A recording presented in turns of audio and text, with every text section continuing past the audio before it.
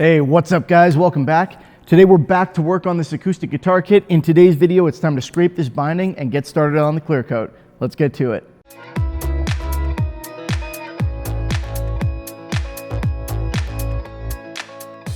So if you haven't seen the previous videos in this series, this is my first ever acoustic guitar kit build. It's being done with the acoustic guitar kit from Solo Music Gear. Check out the link in the description if you want one.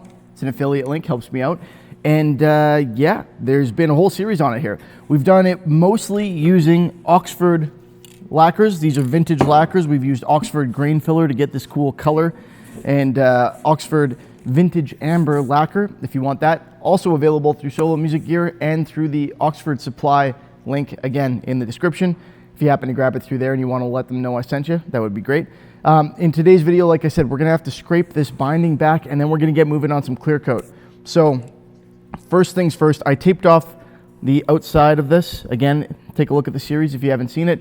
But I didn't tape off the top, because taping off the top of a binding is a huge pain, and scraping it is easier in my opinion. To do that, I just use a razor blade, and what I've got here is a little clamp, and I've got the razor blade and the little clamp. And I'll show you why, but long story short, it's to create a guide here. So the razor blade sticks out of the clamp just enough to get to the edge of this binding, and I can use that to scrape.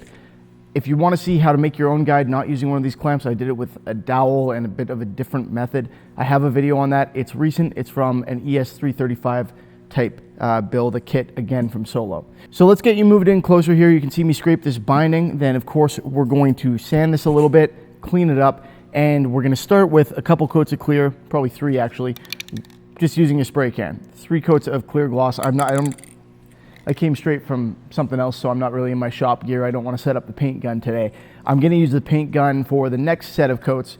I'm going to thin them a little more so they lay out a little bit more smoothly, but you can definitely get a great coat just using a can, especially if it's a good quality can, which these Oxford ones are. You'll see it sprays out a little bit of a fan pattern. Lots of product comes out, so that's what you need from a good spray can. And then of course, yeah, we'll set up the gun and finish off. Once we've done that, this won't be in this video, but once we've done that, we got to glue the neck in, and then we'll get going on the polishing. So I suppose it's time to get on with some action here. Let's bring you in closer, and we'll get working on this scraping. I'll try not to spend too much time on this in the video here, because like I said, I've got another video dedicated to it. But yeah, what you want is just enough razor blades sticking out so that you can do this, and then the clamp, or whatever you're using as a guide, again, I show how to do it with a dowel in my other one, acts as a guide to prevent it from going past and scraping the surface of the guitar itself. We just want to scrape the binding. So it's a nice little way to make sure that your surface is safe. See, that lacquer comes off of there fairly easily. I can clean up the edges after if I need to, but the main part is the top. So continuing.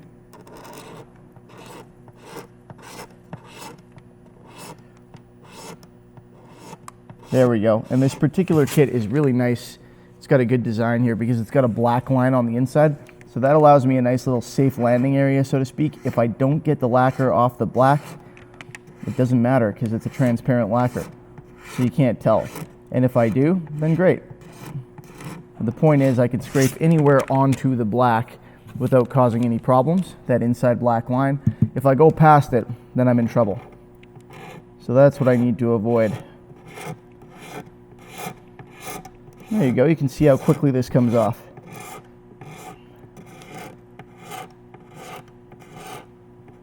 It's important that you don't use a big block. You need something that is going to be able to fit into your inside round corners here. So something like this, or like I said, a dowel. It's round, smaller radius than that. Something like that is what you need. That'll allow you to get this done easily.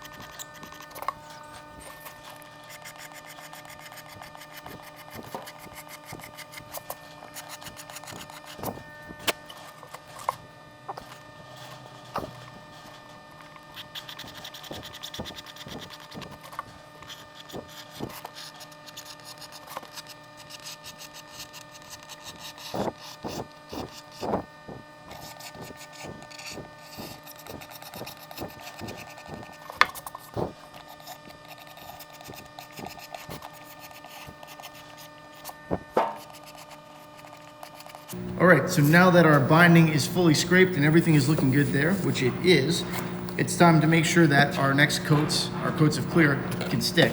So what I'm going to do is get in here with some 800 grit paper and just gently scuff this down so that everything is smooth and I know that our next coats will stick. Now lacquer does melt into itself, especially nitrocellulose lacquer, so we don't have to worry about that too much.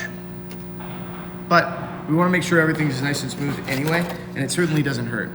Especially since the last coats that I was using were gloss as well. So for the best results, this is what I recommend. I like to use 800 grit before anything clear usually. So moving on to my clear coat, 800 grit. I'm using Mirka Abranet because it doesn't gum up like a lot of papers do. Not a bad idea. If you're interested in it, I think I have that in the Amazon link in the description. So feel free to grab it from there. Then once I've done this, I will have to clean up this surface with some wax and grease remover and move on. So this doesn't take long. I don't need to do a whole lot. I don't have any real leveling work to do. I'm just kind of scuffing this up, taking off some excess amber. So be aware that if you've got a very thin coat of the amber on there, you will take off a bit of it. But a lot of what I'm removing here is just overspray. I did apply it fairly lightly. So having your compressor going for this is a good idea because it allows you to clean out your paper more easily, but it's not a necessity. You can always just clean it off on your jeans.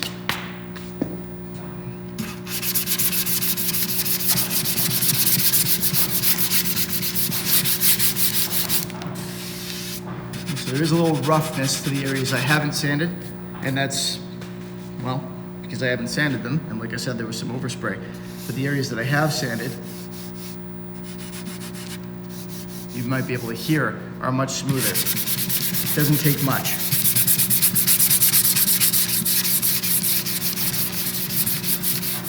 This is also the time where if you want to lighten up an area, if you've applied a coat like this, you can do that. So if I wanted to, I could go in and lighten up the center strip here a little bit by sanding off some extra amber. Now, I don't need to do that because I sprayed it that way already, but it is an option.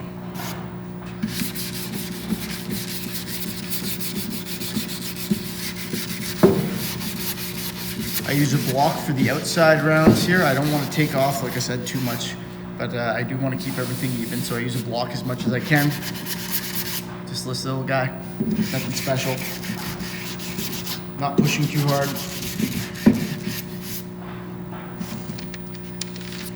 And you can kind of see it looks a little uneven here, but that's because there's this amber dust on it. So that'll all clean up and everything will look good in a minute here.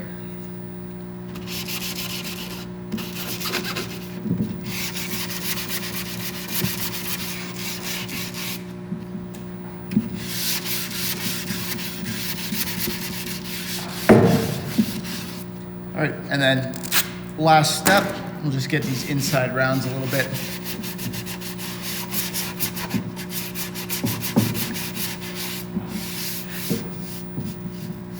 For clarity, I should be wearing a mask while I'm doing this, and I'm going to when I spray. So if you're sanding nitrocellulose lacquer, especially if you're not narrating a video, highly recommend you wear a mask. Let's get this cleaned off and get spraying. Thank you if you stuck around through that. My microphone died as soon as I turned it on for that last bit, so it'll be interesting to see how many comments I have on the sound quality by now. So what I'm doing now is using some wax and grease remover, just some Duplicolor, to clean off all of this dust, get all that amber dust off of there from sanding. There are a lot of ways to get dust in your paint finish, which you never want, but the dumbest one is to just have dust all over your project before you paint it. So don't be that guy. Make sure that you clean it before you spray. It is an important step and a worthwhile one for sure. You can see here I'm starting with the edges because I want any overspray from the front and back to go on the edge. I don't want to get a bunch of overspray on the front as I spray the edges last. So I always start with the edges pretty much when I'm painting a guitar, and you can see how nice the spray pattern is on this can. Like I said, these guys do a great job. Probably my favorite kind of vintage lacquer, nitrocellulose lacquer type paint which is what I would generally use for an acoustic, of course. I start with the edges and then I move on to the front and back. It doesn't matter which order you do those in. I'm doing it front first because of the way the guitar is set up. This isn't a great setup for spraying an acoustic, but it's about all I've got. So here we go.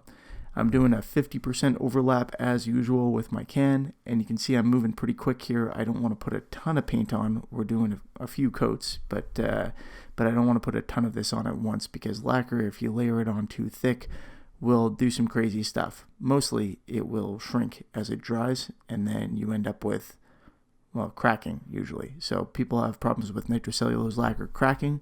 Sometimes it's because of shrinkage, and sometimes it is because they leave moisture on there. They wet sand their lacquer and stuff like that, and the moisture causes expansion and allows the lacquer to, well, to crack. Hopefully you can avoid that. It's pretty straightforward. Just dry sand and apply thin coats.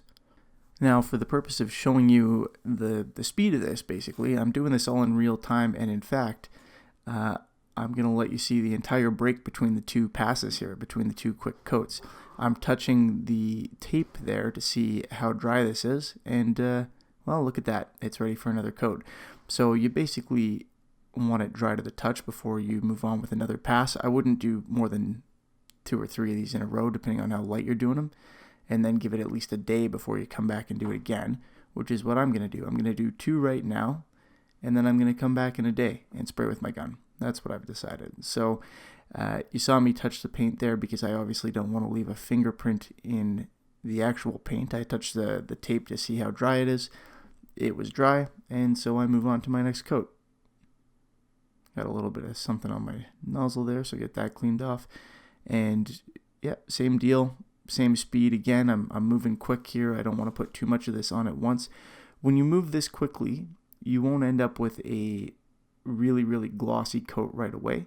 You're gonna have to build it up a little bit. It won't look textured, but it won't lay out super smooth, but that's fine. That's how we build up coats with lacquer, or at least it's how I do.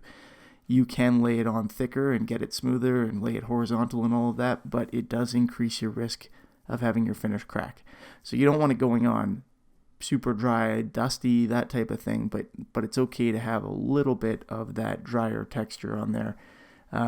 When you're first starting, you're going to sand it anyway. Remember, this stuff binds to itself as well. So we sand mostly for smoothness because lacquer will melt into itself. So technically, it's not even necessary. All right, so that's our 2 coats for today using the spray can. Let's move on. Here's what it looks like. It's got a decent gloss on it, but of course it needs a sand and polish or more coats, which is what we're going to be doing. So that's the front with some clear coat on it, and here's what the sides look like. You don't want to, on an acoustic in particular, layer this stuff up too thick because it will affect how it sounds. Unlike an electric guitar, a solid body electric where it doesn't matter, on an acoustic it does, particularly on the soundboard. So we don't want to layer this up too much, but we put a few lighter coats, and that gives us a little bit more flexibility to add more coats because we're not firing them on there too thick. And you can see that texture I was talking about. The grain is filled on this. It's sealed. So that's not grain absorption or anything like that. That's just a little bit of texture from spraying a little lighter. So this is about 24 hours later. I'm coming in and sanding this again, and I didn't want to make you watch me do that at anything akin to real speed. So this is 300% speed, and I'm using 1500 grit this time. I will often use 800 grit if I'm sanding poly for another coat, and as you already know, I use 800 grit before I start clear coating. But between clear coats like this, especially since I'm adding some extra thinner into my next coat so this stuff will burn in, all I need to do here is smooth this out. And I want it nice and smooth, so I'm using 1500 because that's a very smooth sandpaper, and it'll get this leveled out nicely and give me a great surface to work with for my next coat. I'm using the exact same process as before, the same products. You can see the dust this time is white instead of amber because I'm sanding clear coat. That's what it should look like. And then this time I've actually paid a little bit of attention and held the guitar in frame while wiping it down, unlike last time. So sorry about that, but this time you can actually see it. And when you wipe it down with waxing grease remover, it gives you actually a pretty good idea of what it's going to look like fully clear coated. because the wax and grease remover, just wetting it down with that is enough to fill in those 1500 grit scratches, or even 800 grit, which is why I always tell people don't be afraid to sand your clear coat, because they think scratching it up is going to make it rough. But look, even some wax and grease remover fills that in and makes it look shiny. So that's about what we're expecting it to look like when all is said and done. You can see I've got my arm in here because I don't want to touch the surface.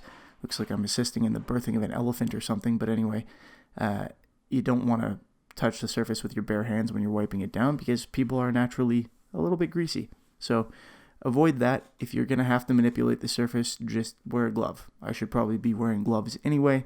I just kind of didn't feel like it. So here I'm using a Warwick 904 gun. Probably my favorite lacquer gun.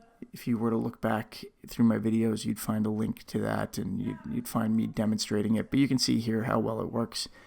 I've got this diluted about 50%, so the material's coming out faster and thinner. And because I'm using a bigger gun like this, you can see how fast it's coming out. So I really move quickly over this surface. I do about a 50% overlap again, and you can see how quickly this gets coated.